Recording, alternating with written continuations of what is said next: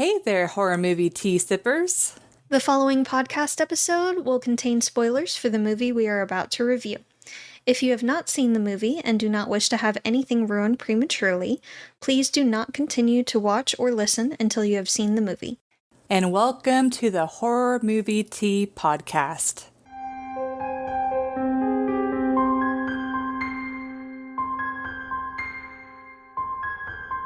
Today we are covering The Conjuring 2, which we did The Conjuring, I think way back in 2020 or early 2021. Been a hot minute. It's been a hot minute.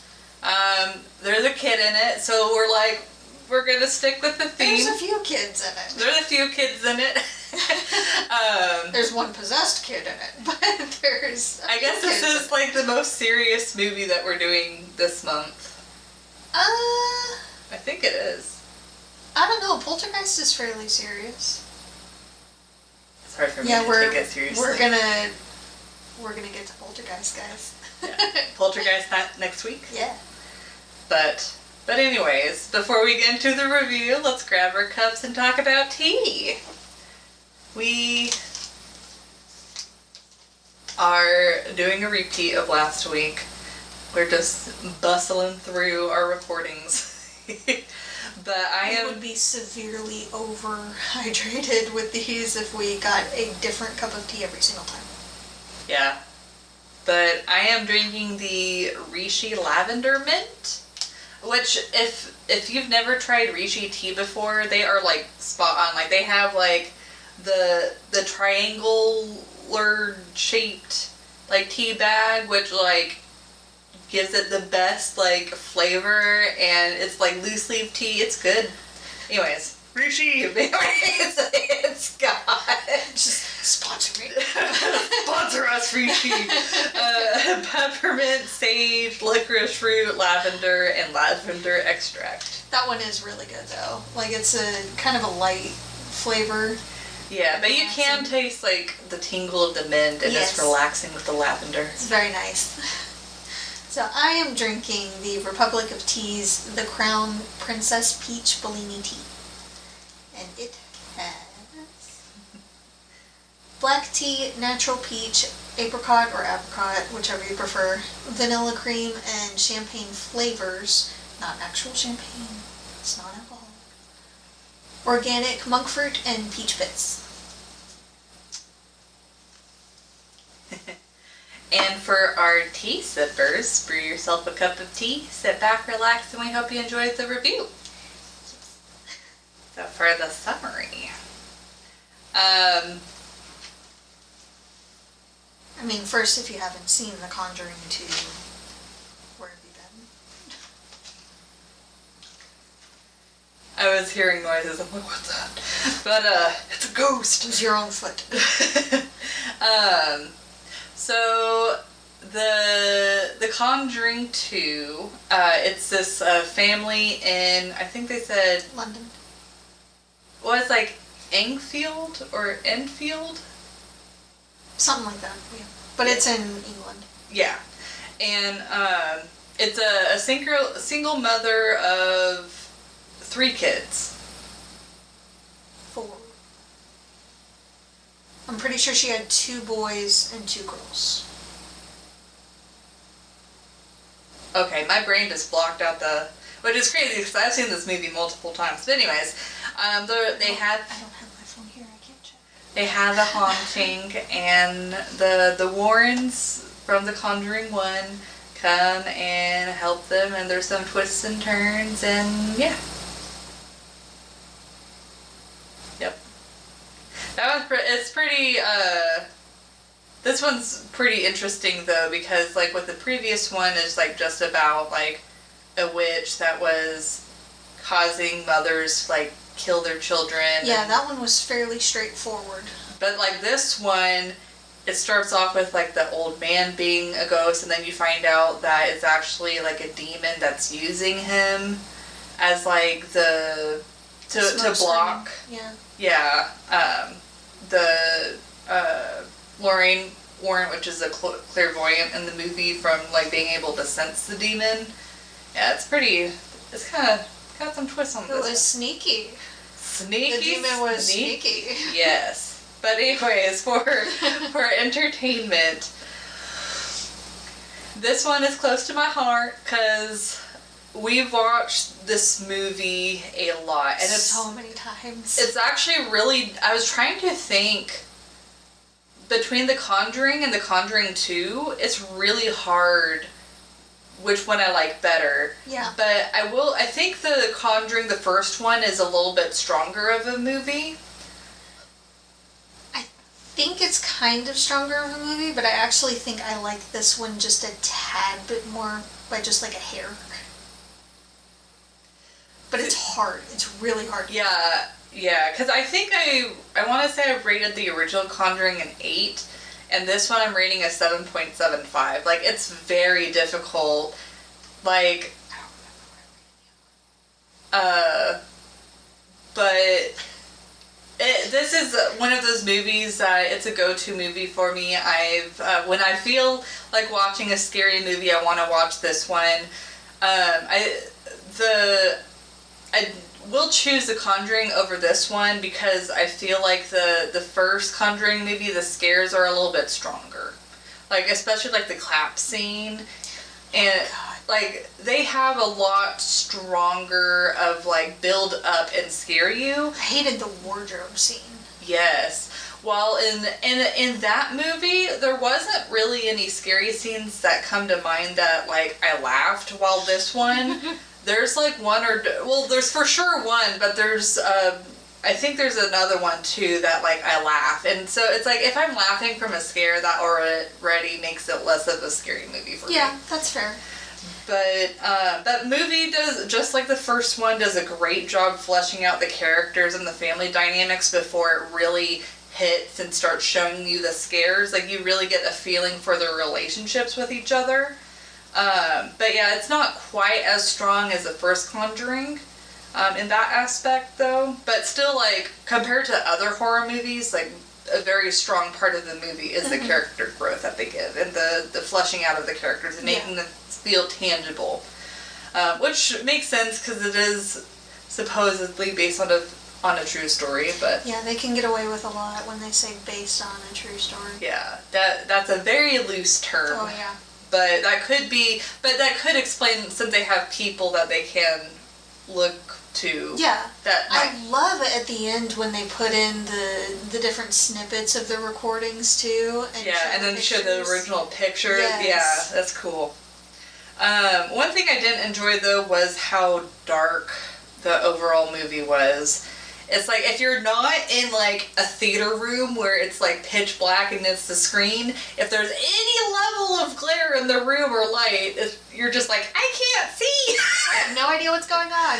Yeah, which I think for James Wan films and other horror films too, that seems to be pretty common nowadays. Yeah, which unfortunately. It drives me nuts. It makes it less scary, honestly.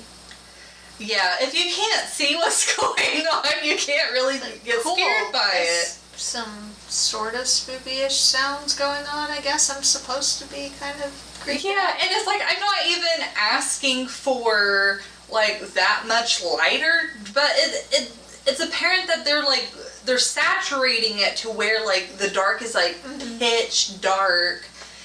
And, yeah, maybe do it in a scene here or there to, like, create a scare, but don't... Yeah.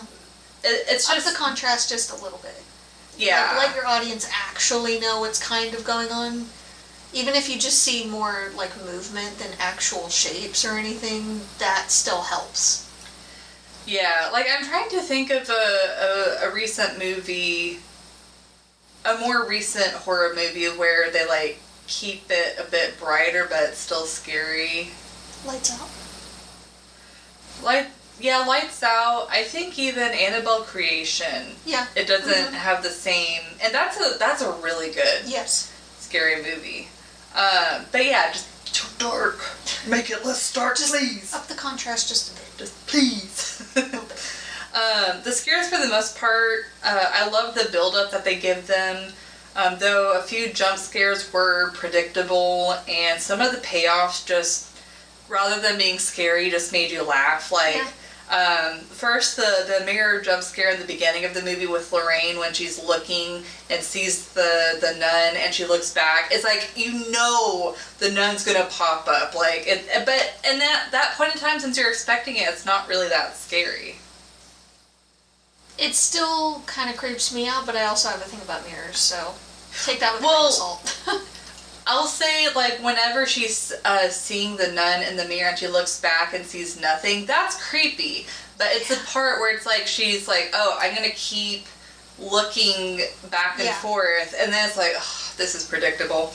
But the part that made me laugh is Was it the Crooked Man? No, though that is another one that I'm like, I feel like they could have done that differently. But the nun scene with the painting, where it's like it's the it was doing so good. Yeah, the paint, the build up is so good. Like, especially like the figure, and you're like, what the hell? It was doing great, even with the fingers curling around it. Yeah, but then it's like, then they lost it. Then they lost it. Yeah, with the mouth of the painting, and then it's coming towards her. Like, even when we very first saw the movie, we were laughing when that's like, we were genuinely creeped out before then, and then when it started running at her with that face, then we just that's when it lost us. That was so stupid. Yeah, so you could have chosen so many different things there. Yeah, but I mean, I will say that the scares, for the most part, I mean, there are some that are like very cookie cutter typical scares, but they are trying different things to try and make the scares different, like with the painting one.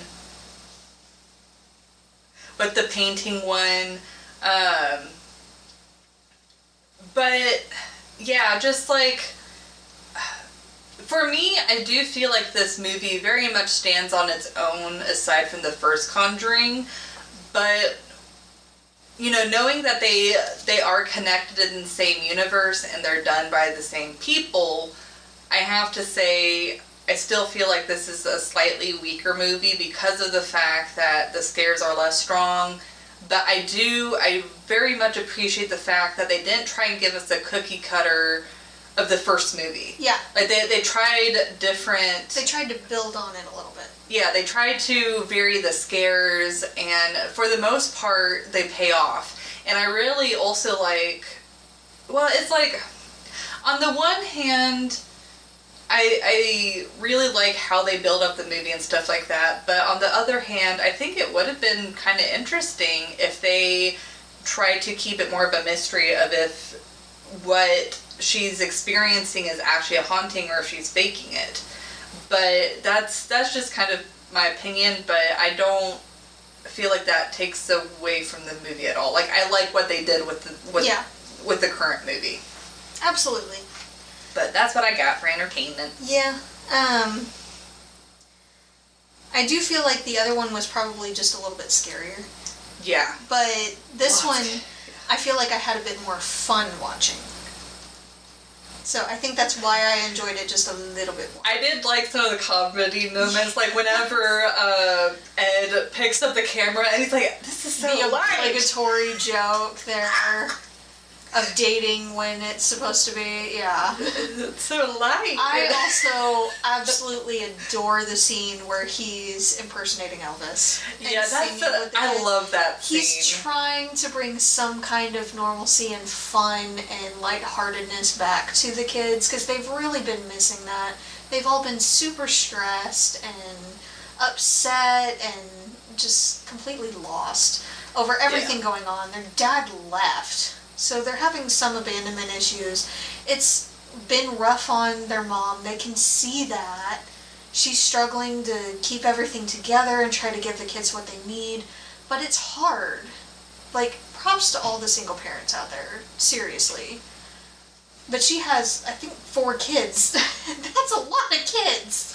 Yeah, like, this movie definitely has a lot more dynamic scenes. Yes. I forgot to mention the one thing that I was like, this is kind of making it hurt, is I feel like they pushed the romance between Ed and Lorraine, like, slightly too hard. Like, I really like the relationship that they create in both of the Conjuring movies.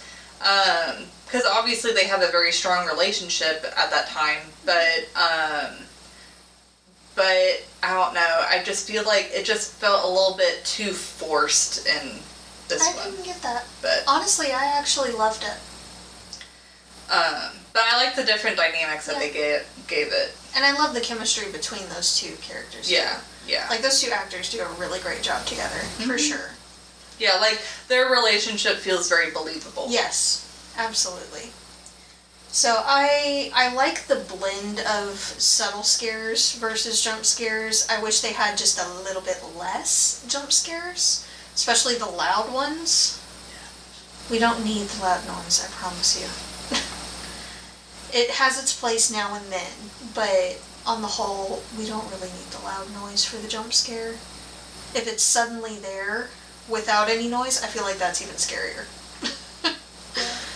But like the subtle things, like when, I think it was Billy, gets up in the middle of the night and he goes and gets a drink and he's on the stairs, you can see the silhouette of the guy, the ghost guy, Bill Wilkins.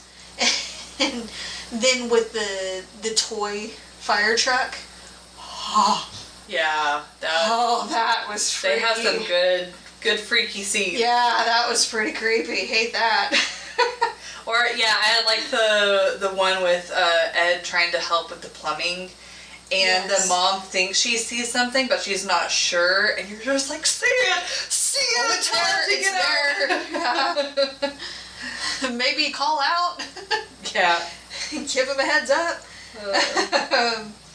I also love the scene with the police. When the chair moves, like, they're trying to figure out what's going on and be like, okay, these people are really freaked out, they're stressed, there's obviously something going on. Let's see if we can at least answer some of their questions so they can get back to sleep. Yeah. And they're genuinely trying to help the family. And they hear what sounds like something scurrying in the walls and all, which obviously is not a mouse. Like, at the smallest it'd be a raccoon. Like, but then the chair moves and the police are just like, I love how it cuts.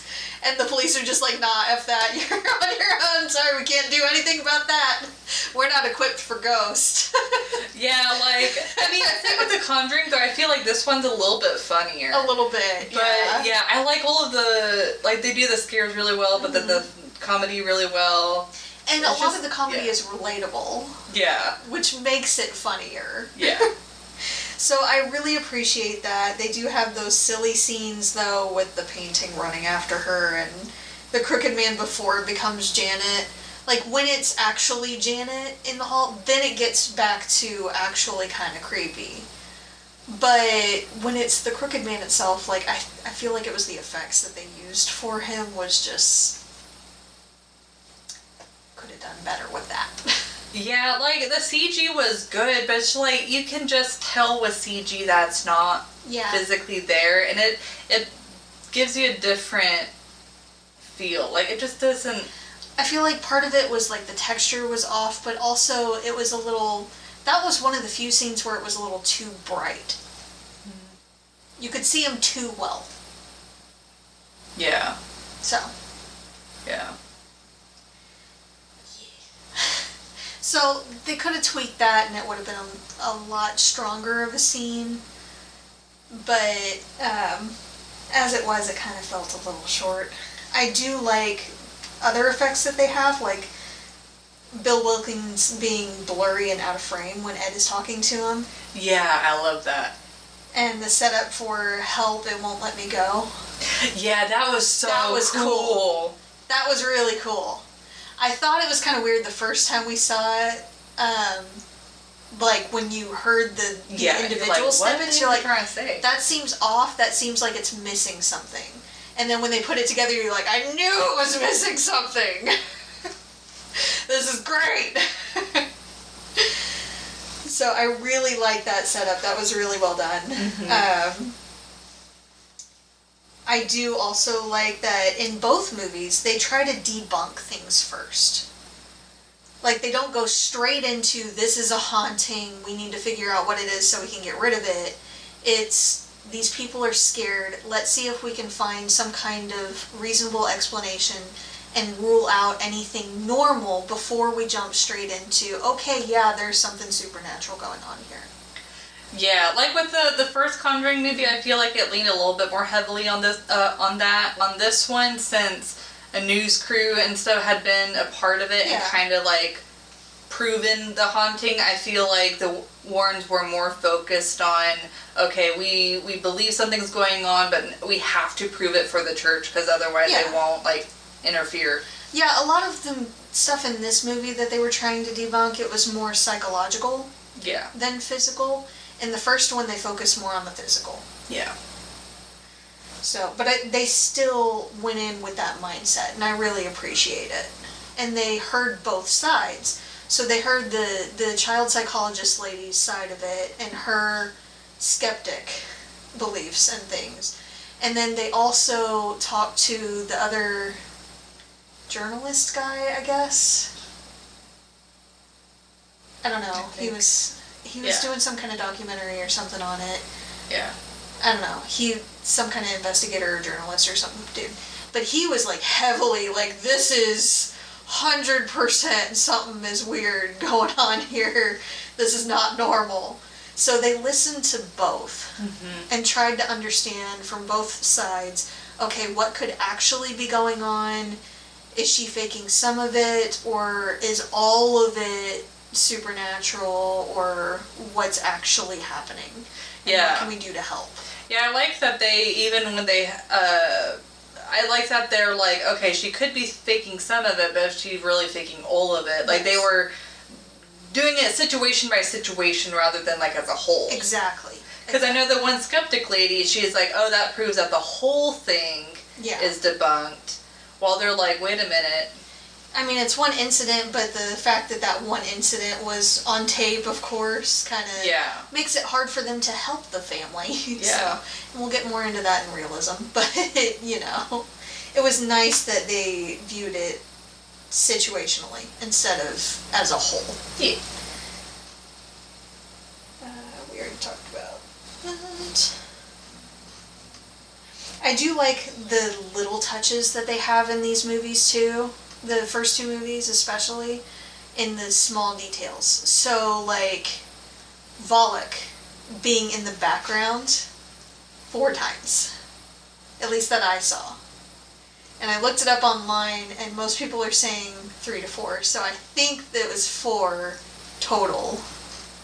I don't think I missed any. If you found any extras, let me know.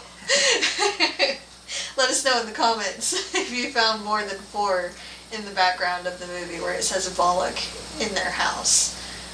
So, but that was a nice touch, and also having the crucifix closest to Volok being upside down and slightly askew when every other one in the room was normal.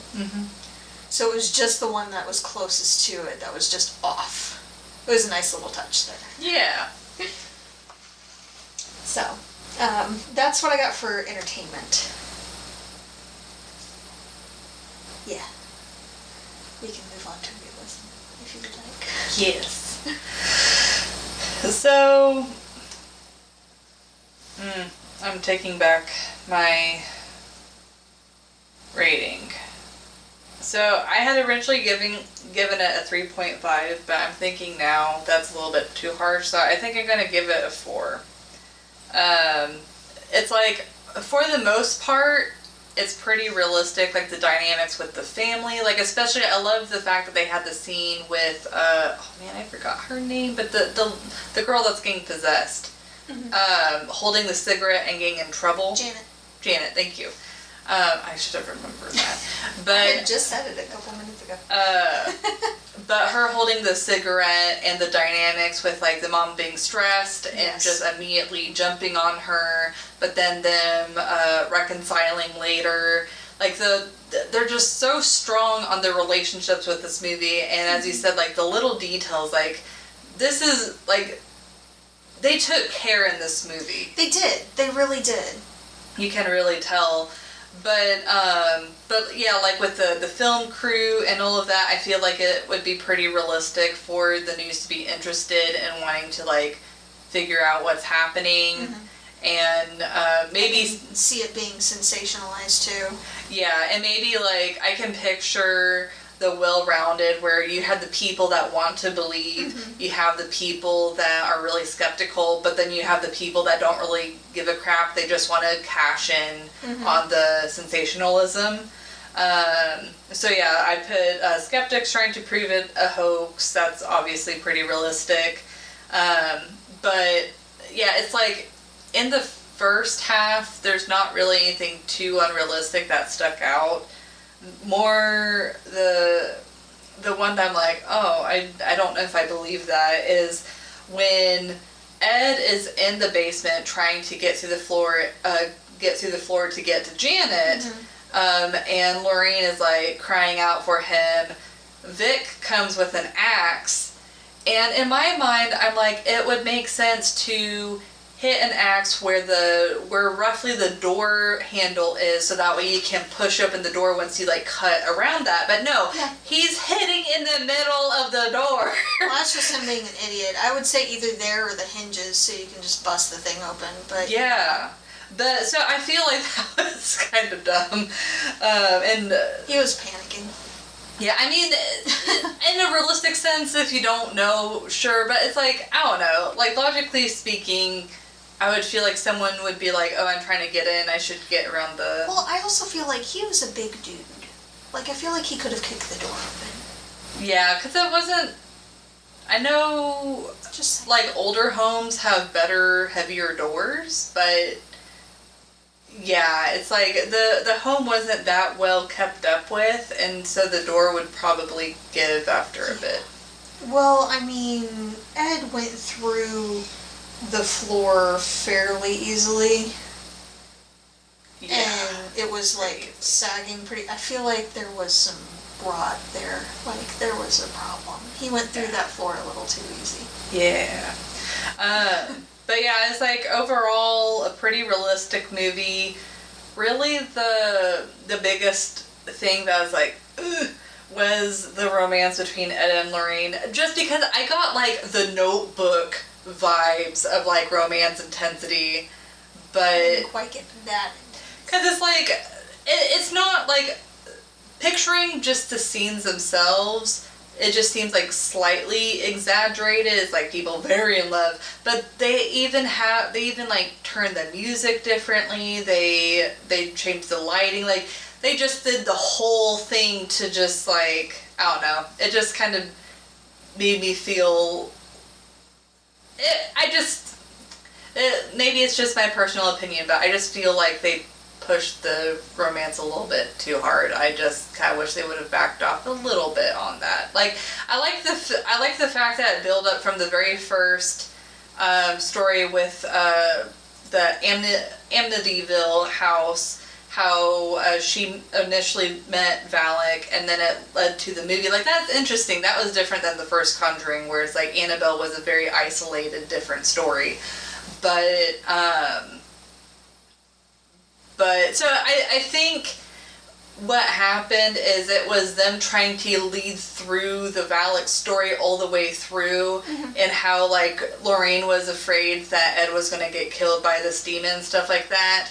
Well, she had seen it multiple times at that point, so yeah. She was desperate to keep him safe. Yeah, so it's like I think it was just like them trying to pull that story through, but for me, I interpreted some of that as a little bit too pushy on the romance. But like I said, personal opinion, that's just how I felt. Yeah, I loved it and thought it was good there. I had no complaints about that. But I do give it a 3.5. Damn it! I should have stuck with my original rating. Which I get where you're coming from. I do. I really do. But there are just some things that were a little off. Like her teleporting and all, and I get supernatural entity, demon, ghost, whatever. But the jump rope that was tied around her wrist went with her, so it's like still keeping her there, but it's, I don't know, it just seemed weird. Yeah. And off. But I did like that scene. The fact that she's like, I'm going to tie myself so I know I can't move, and then it's like, ha-ha, I can still move you. You thought. Yeah, but you thought. Yeah, and it would have been fine, like that one scene where she was just out of bed, and it pulled her back to the bed. That I get. That was fine. But when she teleported to, like, the underside, to, like, the ceiling of the room below, and it was still attached to her, I'm like, okay, no. With the rope, no. Like, if she had teleported out of the rope, okay, fine. I would have given it a pass then. Still, I'm pretty stretching the limits there. But the rope thing is what got me.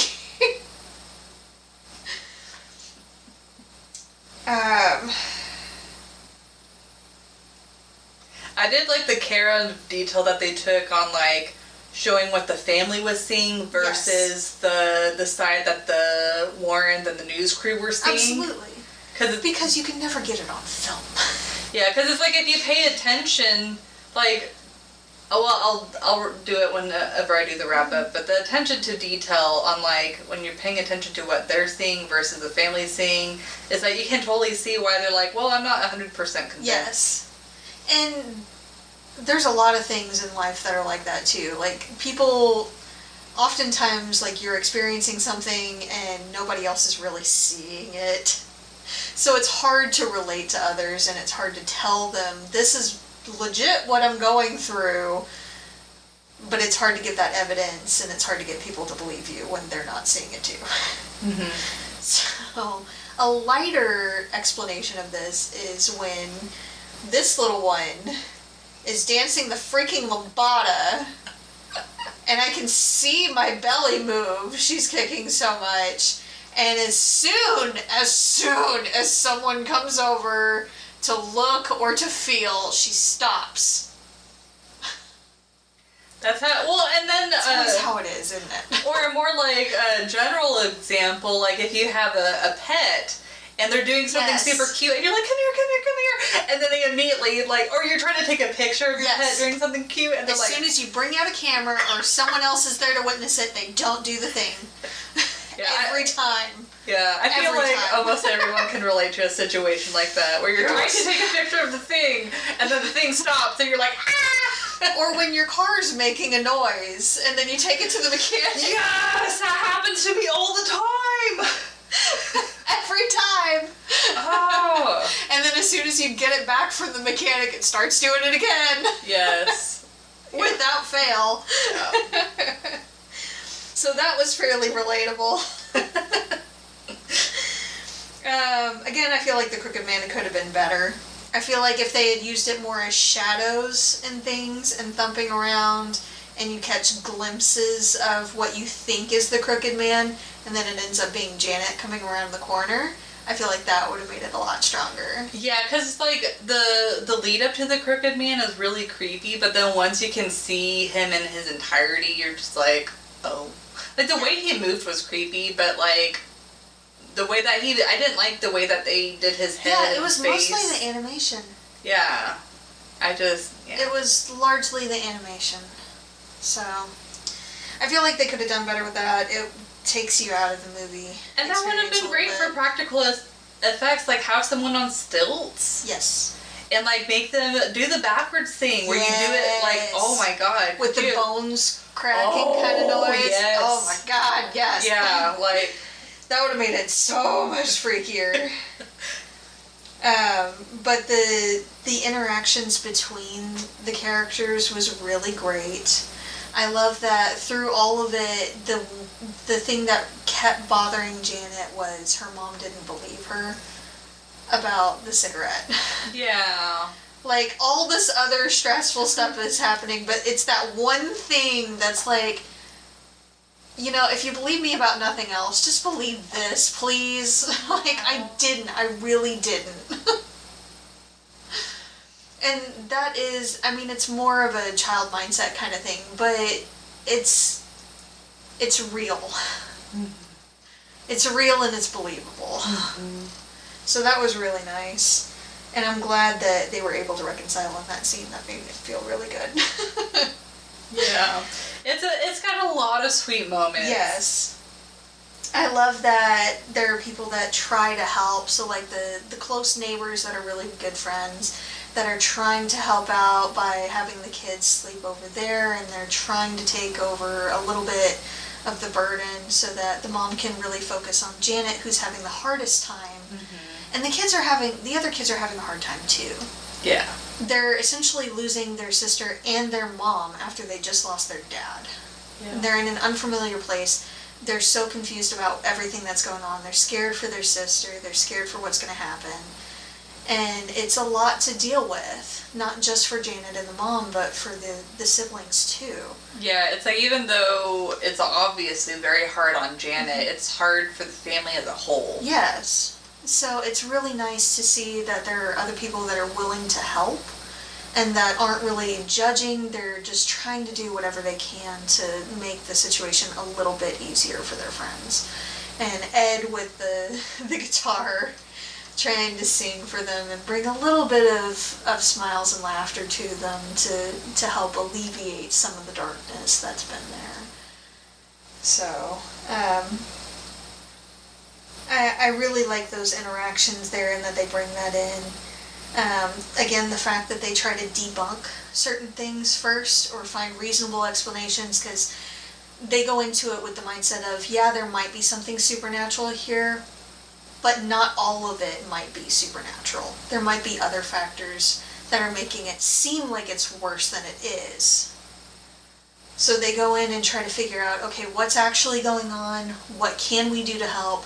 What evidence can we gather? How can we present it so that they can get the help that they need? And then when she causes that scene, Janet causes that scene in the kitchen, right in front of the camera, the one place. And she was told to do it, of course. She was forced to do it to try to protect her family. It does make it extremely difficult for Ed and Lorraine to convince the church that something is going on. Yep. So, that was a good touch there, and it leads into the whole help it won't let me go scene. That was really good. Yeah. Really good setup. I did have an issue with him being able to get the timing right away on the recordings. Feel like that would have taken a couple of tries.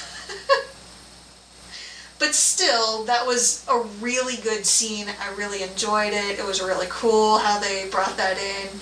And they started that a lot further back. So, really nice there. It was fun, but it just seemed a little off. I feel like the train probably would have started going by then. Also. It depends. Like, they were able to stow all their stuff, figure out all of that, get the recordings done in one, and then be like, we need to stop what's-his-face from leaving. We need to get a ride back. I feel like that guy would have probably also have left before they could have caught him, and they probably would have had to have gotten a taxi. Maybe, yeah. But that's just me. Unless the guy was just really upset and just having a moment in the parking lot before going back.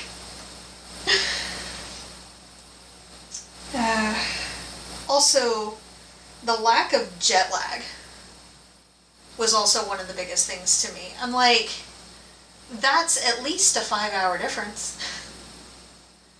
So, like, I looked up what state they lived in and did the calculation. Oh my god. So it was about 5-hour difference.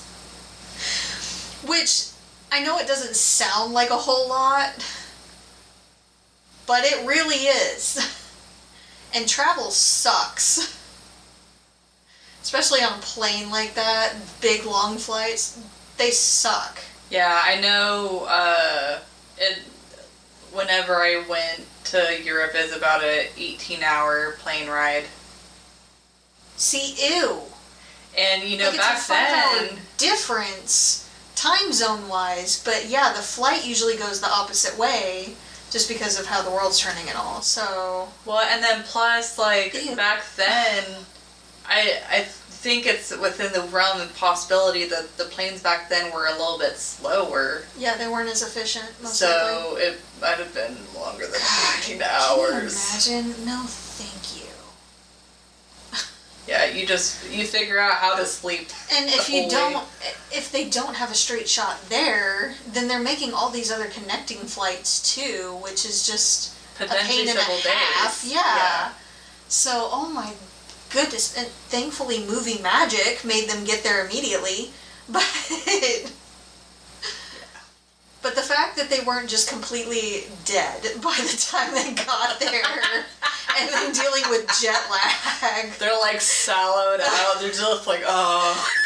Just let me sleep for a day or two before we go see this poor family. So, but that's just me. And I know some people do better with travel than others, but I feel like that was just a little... It wasn't just like an hour or two drive or a short jump in a plane over. No, it was... That was some travel there. That was some time. So, But yeah, that's what I got there.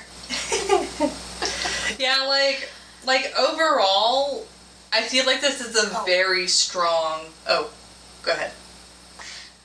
I also forgot, with all the water down in the basement, I feel like she would have been a lot more concerned about water damage and trying to get some of that out and fixed and taken care of. And I know she was really tight on money and all, but I mean, the neighbor seemed handy enough that he could have at least stopped the leak. Yeah. And then she could work on, hey kids, grab a bucket. We're gonna get rid of some of this water. Well, it also looked like, though, the house was supported on top. So it's like, all beneath was like stone and like dirt. So it's like, yeah, it's definitely like, I feel like she wasn't as pressed to take care of it, though to be fair, she was under a lot of stress. Yeah. But I don't think, it's not like having water stuck in your house on the foundation where it's like slowly eating at the wood. Like there wasn't... Yeah, Like, I'm it not was so much damaging worried about stuff, the wood, but I'm worried also about the mold. Yeah. Yeah. Like, that's a problem. And with a bunch of kids there and yourself, and you're the only one to take care of those kids, if you get sick, then you're all kind of screwed. I'd imagine the moisture would also accelerate the rotting of the wood floor on top. Exactly. So, yeah, I feel like they would have done a little bit more about that. See, it's like whenever it started, it was right before the haunting stuff. So I took it as she was so distracted on just making sure her daughter was safe that she was just like, I'll deal with this This other is thing the least later. of my worries kind of thing. Yeah, yeah. But yeah, overall, I feel like this is a very strong horror movie. They pay attention to detail and bring light to... They flesh out characters and relationships in ways that not a lot of horror movies do. I feel like James Wan with like Insidious and stuff like that, he is pretty good at... so it's like, I feel like this one in particular and maybe the previous Conjuring is the stronger movies to show like attention to detail, but like fleshing out the characters and making them feel tangible is also a pretty strong point in the Insidious movies as well. But yeah, it's like, for me, it's not quite as good as The Conjuring because of the flaws that we mentioned with some of the jump scares and how they did the jump scares. But overall, this is a very strong horror movie for me, and I will continue to go back. And this also doesn't have any dog death. Yeah. Just saying. Yeah. But yes. Yeah, it's like, I feel like the previous Conjuring movie is your more conventional haunted house with like turned it up a few notches, while this one is more of a more refreshing look at a haunting. So, but Thank you so much for joining us today, and please comment on what you thought of the movie. If you'd like to recommend a movie, game, or tea and keep up to date with our content, you can find us on YouTube, Twitter, Instagram, Facebook, TikTok, Discord, and most places you listen to podcasts. All the things. All the places. And if you'd like to support the podcast, please like, subscribe, and share our content. And if you'd like to support us monetarily, we do have our Teespring available or our PayPal donate button. We have our lovely merch mugs and clothing and wall art. Well, I guess this isn't for Yeah, sale, that one's but not that one. we That got was clothing. exclusive. And all of the sites mentioned will be linked down below. And until the next time, guys, stay safe and stay spooky. Bye!